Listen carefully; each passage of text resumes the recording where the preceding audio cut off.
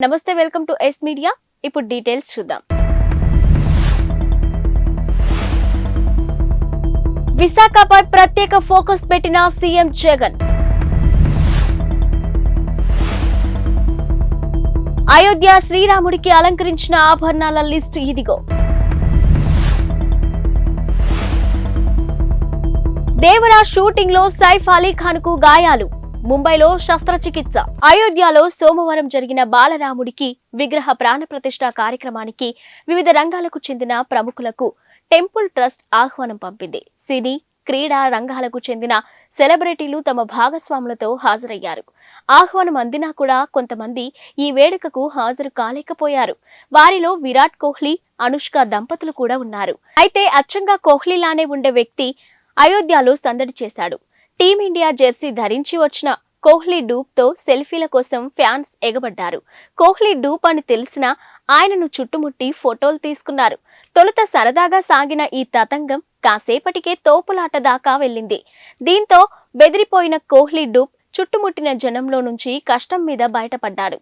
ఆపై వేగంగా అక్కడి నుంచి వెళ్లిపోయాడు. ఈ ఘటనకు సంబంధించిన వీడియో ప్రస్తుతం సోషల్ మీడియాలో వైరల్ గా మారింది. దీంతో సెలబ్రిటీలకే కాదు, వారి పోలికలతో ఉండే డూప్లకి కూడా అభిమానుల బెడద తప్పలేదంటూ వీడియో చూసిన నెటిజన్లు కామెంట్లు పెడుతున్నారు.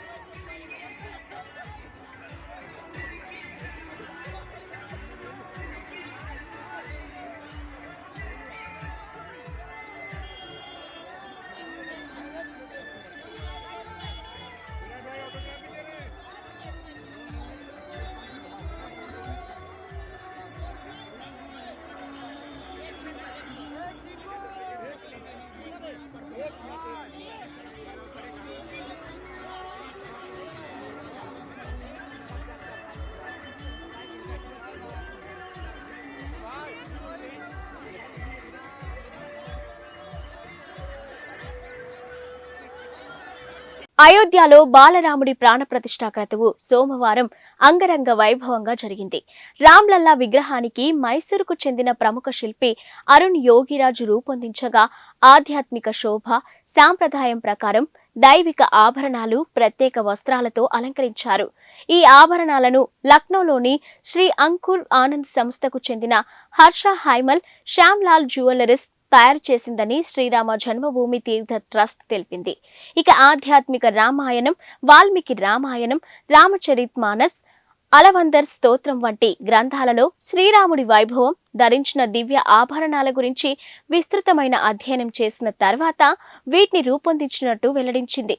ఇక పసుపు ధోతి, ఎరుపు రంగు పతాక అంగవస్త్రంతో రామ్లల్లాను అలంకరించారు. ఈ అంగవస్త్రాలను స్వచ్ఛమైన బంగారు, జరీ దారాలతో తయారు చేయించారు. ఈ దుస్తులపై శంఖం, పద్మం, చక్రం, మయూరు వంటి వైష్ణవ చిహ్నాలు ముద్రించి ఉన్నాయి.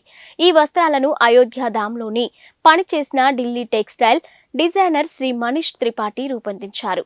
జూనియర్ ఎన్టీఆర్, జాన్వీ కపూర్, సైఫ్ అలీ ఖాన్ దర్శకుడు కొరటాల శివ కాంబినేషన్ లో తెరకెక్కుతున్న దేవరా చిత్రం శరవేగంగా షూటింగ్ జరుపుకుంటుంది. ఇక ఈ షూటింగ్ కారణంగా జూనియర్ ఎన్టీఆర్ నిన్న అయోధ్య వేడుకకు కూడా వెళ్లలేకపోయారు. అయితే షూటింగ్ లో సైఫ్ అలీ ఖాన్ గాయపడ్డాడు. ఆయన మోకాలు, భుజానికి తీవ్రంగా గాయాలయ్యాయి. ప్రస్తుతం ఆయన ముంబైలోని కోకిలాబేన్ ఆసుపత్రిలో చికిత్స పొందుతున్నారు. ఆయన ట్రైసెప్స్ కు డాక్టర్లు శస్త్రచికిత్స నిర్వహించారు. ప్రస్తుతం ఆసుపత్రిలో సైఫ్ పక్కన ఆయన భార్య, సినీ నటి కరీనా కపూర్ ఉన్నారు. గాయం కారణంగా సైఫ్ కొన్ని రోజుల పాటు దేవరా షూటింగ్ కి దూరమయ్యే అవకాశం ఉంది. ఈ చిత్రం 2 భాగాలుగా తెరకెక్కుతుంది. అయితే షెడ్యూల్ ప్రకారం తొలి పార్ట్ ఏప్రిల్ 5న విడుదల కావాల్సి ఉంది. ఇక మరోవైపు గాయంపై సైఫ్ స్పందిస్తూ, మన వృత్తిలో భాగమే ఈ గాయాలు, ఆపరేషన్ అని చెప్పుకొచ్చారు. ఇక నిపుణులైన డాక్టర్ల పర్యవేక్షణలో తాను సురక్షితంగా ఉన్నానని తెలిపారు. ఈ మధ్య కాలంలో ఓటీటీ ప్లాట్ఫామ్స్ పై ఇన్వెస్టిగేటివ్ థ్రిల్లర్ జోనర్ కి విపరీతమైన ఆదరణ పెరిగిపోయింది. ఈ నేపథ్యంలో మరిన్ని ఓటీటీ సినిమాలు ప్రేక్షకుల ముందుకు రావడానికి రెడీ అవుతున్నాయి. అలాంటి సినిమాల జాబితాలో తాజాగా భక్షక్ చేరిపోయింది. భూమి పడ్నేకర్ ప్రధానమైన పాత్రను పోషించిన సినిమా ఇది. హీరో షారూక్ ఖాన్ సొంత బ్యానర్లో ఈ సినిమా నిర్మితమైంది. ఇక నిర్మాణ వ్యవహారాలను గౌరీఖాన్ చూసుకున్న ఈ సినిమాకి పులకిత్ దర్శకత్వం వహించాడు.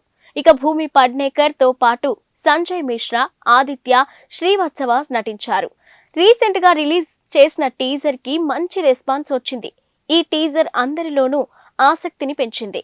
ఇక నెట్ఫ్లిక్స్ లో ఈ సినిమా ఫిబ్రవరి 9వ తేదీ నుంచి స్ట్రీమింగ్ కానుంది. ఈ సినిమాలో భూమి పడ్నేకర్ నిజాయితీగా వ్యవహరించే జర్నలిస్టు వైశాలి పాత్రలో కనిపించనుందంట.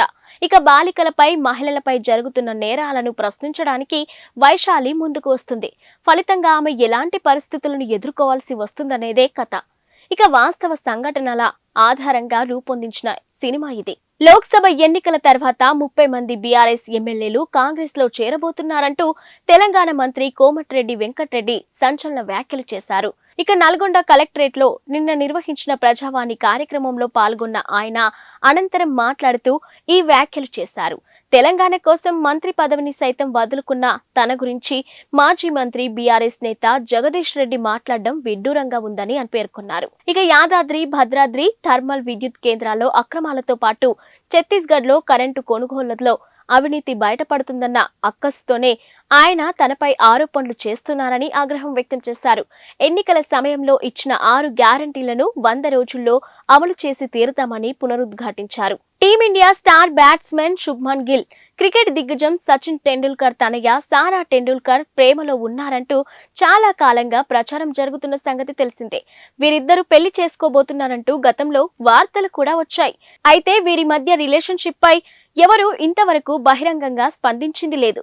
ఇక ఈ నేపథ్యంలో తాజాగా చోటు చేసుకున్న ఓ సన్నివేశం వీరి డేటింగ్ వార్తలకు మరింత బలాన్ని చేకూర్చున్నట్టయింది. ముంబైలో గిల్ చెల్లెలు షహ్నీల్ గిల్ తో కలిసి సారా టెండూల్కర్ కెమెరాల కంటికి చిక్కారు. ఇక ఒకే కారులో ఇద్దరు ఉండగా కొందరు వీడియోలు తీశారు.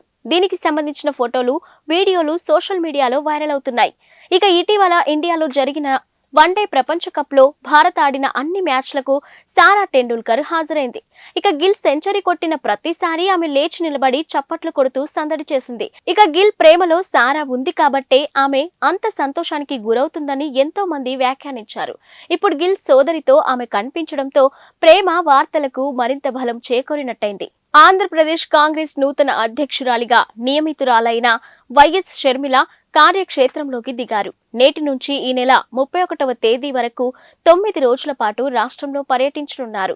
ఈ రోజు ఉదయం 8 గంటల నుంచి 11 గంటల వరకు శ్రీకాకుళం జిల్లాలో పర్యటిస్తారు. ఇక పార్టీ పరిస్థితిపై ఇచ్చాపురంలో నేతలతో సమీక్షిస్తారు. ఆ తర్వాత పార్వతీపురం చేరుకొని మధ్యాహ్నం 2 గంటల 30 నిమిషాల నుంచి 3 గంటల 30 నిమిషాల వరకు మన్యం జిల్లాకు సంబంధించి సమీక్షిస్తారు. అనంతరం విజయనగరం చేరుకొని సాయంత్రం 6 నుంచి 7 వరకు జిల్లాలపై సమీక్ష నిర్వహిస్తారు. ఇక విశాఖపట్నం, అల్లూరి సీతారామరాజు, అనకాపల్లి జిల్లాలు, ఎల్లుండి 25న కాకినాడ, అంబేద్కర్ కోనసీమ, పశ్చిమ గోదావరి జిల్లాలను, ఇక 26న తూర్పు గోదావరి, ఏలూరు, ఎన్టీఆర్ జిల్లాల్లో పర్యటించి పార్టీ పరిస్థితిపై సమీక్ష నిర్వహిస్తారు. 27న గుంటూరు, పల్నాడు, 28న బాపట్ల, ప్రకాశం, నెల్లూరు, 29న తిరుపతి, చిత్తూరు, అన్నమయ్య, 30న శ్రీ సత్యసాయి, అనంతపురం, కర్నూలు, 31న నంద్యాల, వైఎస్ఆర్ జిల్లాల్లో పర్యటించి పార్టీ పరిస్థితిపై సమీక్ష నిర్వహిస్తారు. అయోధ్య రామ మందిరంలో బాలరాముడి విగ్రహ ప్రాణ ప్రతిష్ఠ కార్యక్రమం నిన్న అంగరంగ వైభవంగా జరిగింది. ఇక స్వామివారికి ప్రధాని మోదీ తొలి పూజను నిర్వహించారు.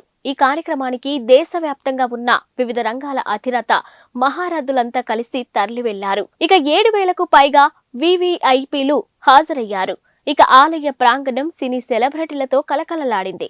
టాలీవుడ్ స్టార్ జూనియర్ ఎన్టీఆర్ కు కూడా ఆహ్వానం అందినప్పటికీ ఆయన అయోధ్యకు వెళ్లలేదు. దీంతో ఆయన ఎందుకు వెళ్లలేదనే చర్చ జరుగుతుంది. అయితే దేవరా సినిమా షూటింగ్ లో బిజీగా ఉండడం వల్లే ఆయన అయోధ్యకు వెళ్లలేదని చెప్తున్నారు. షూటింగ్ షెడ్యూల్ ముందే ఫిక్స్ అయిపోవడంతో తారక్ వెళ్లలేకపోయారట.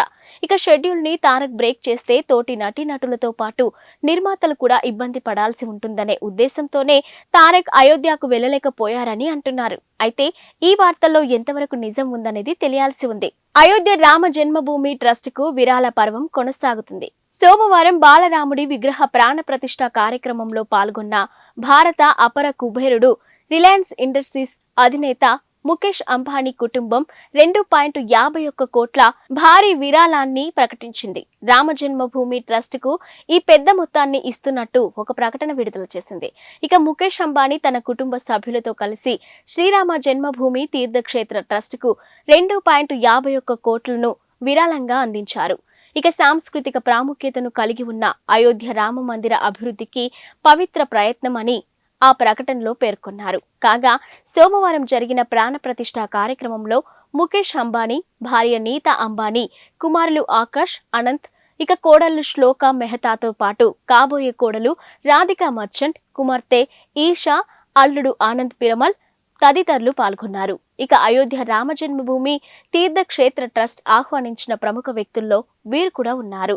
ఇక రాముడు విచ్చేస్తున్నాడని దేశం మొత్తం రామ్ దీపావళిని జరుపుకుంటుందని ప్రాణ ప్రతిష్ఠ కార్యక్రమంలో ముఖేష్ అంబానీ అన్నారు.